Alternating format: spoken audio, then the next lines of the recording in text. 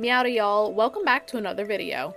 Sebastian's brooding and mysterious personality has appealed to quite a few people, and it's no wonder that he's such a popular bachelor. After marriage, he settles down on our farm and enjoys cozy, quiet days. But is there more to life for Sebastian? That's what we'll be discussing today, so buckle up. I was actually working on another theory video, looking up the items that each character loves, and stumbled upon Sebastian's. His loved gifts are frog egg, a trinket that summons a hungry frog companion that will eat monsters, frozen tear, obsidian, pumpkin soup, sashimi, and void egg. Now, for pumpkin soup, when you give it to Sebastian, he states, "You brought me soup? That's really nice of you." This one brings back a lot of memories. And we can get the pumpkin soup recipe from his mom, Robin, so I don't think there's much to delve into there. When you give Sebastian sashimi, he states, "I really love this. How did you know? Once you get used to eating raw fish, it becomes really addictive." So for this, he just loves raw fish. I'd like us to focus on the other gifts he loves, items that have magical ties to it,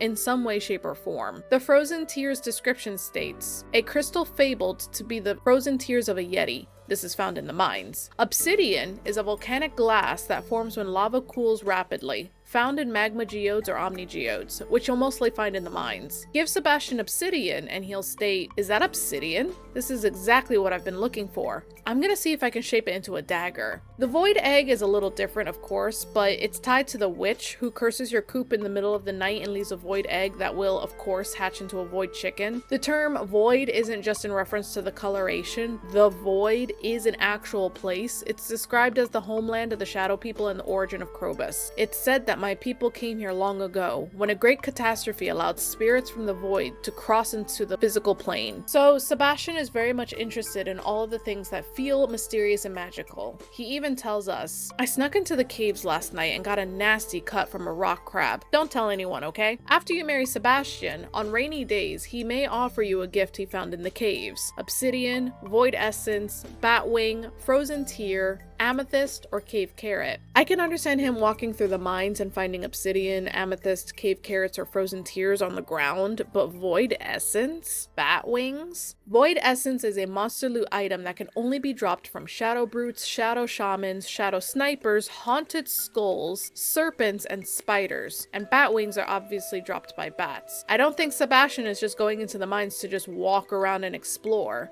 He's slaying monsters. How? He must be pretty handy making weapons if you give him obsidian, and he confidently says that he'll make a dagger out of it. After marriage, he can also say to you, "I know you're tough, but I still worry about you sometimes. Don't ever go monster hunting without a life elixir and some sturdy boots, okay?" So he's really familiar with the necessary equipment needed to go into the mines. 1.6 added the Desert Festival, in which every day 2 villagers are randomly chosen to host their own shops at the festival. Sebastian's shop includes 5 frozen geodes, 5 energy tonics, and Seb's lost mace. The description reads, "One of Sebastian's medieval replicas." Sebastian does have an interest in board games, video games, and dark fantasy things, but this mace is a level 7 mace. That's pretty good for a quote-unquote replica. And let's not forget that obsidian dagger he said he wants to make. We also know that Sebastian isn't really scared of monsters at all. During the Spirits Eve festival, his favorite festival, he states, "I have no idea how these skeletons are walking.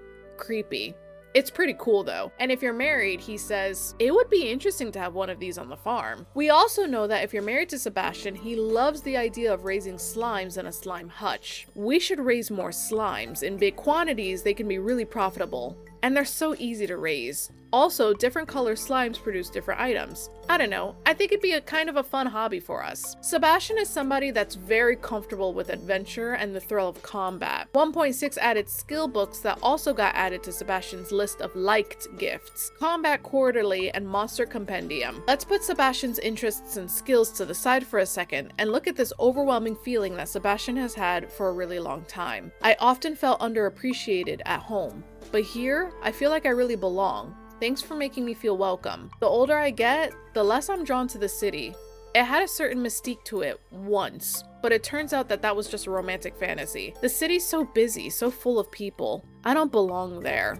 I'm a loner. I think when Sebastian marries us, it's a feeling of acceptance and finally having the freedom to express himself the way that he wants to. It's us that helps him feel accepted. It's really cool to have our own place. I can do whatever I feel like and not have people nagging at me all the time. I'm sure Maru's happy that I'm gone. But I think there's something else on the horizon for Sebastian, something more. My theory is that Sebastian's true calling is to join the Adventurers Guild and maybe even take over it one day. Living off the land states, I'd like to talk about the famous Adventurers Guild near Pelican Town. The guild leader, Marlin, has a nice rewards program for anyone brave enough to slay monsters in the local caves. Adventurers will receive powerful items in exchange for slaying large quantities of monsters. There's a poster on the wall with more details. Very cool. This is a great incentive program to help Marlin keep the monsters at bay and keep them out of Pelican Town. But let's face facts. Marlin isn't getting any younger, and eventually, brave adventurers are going to need to step up and join the guild. On rainy nights, our husband Sebastian can say to us, "How was your day? Did you slay any monsters?" It feels good to take out your aggression now and then, doesn't it? And maybe a witch will visit us tonight.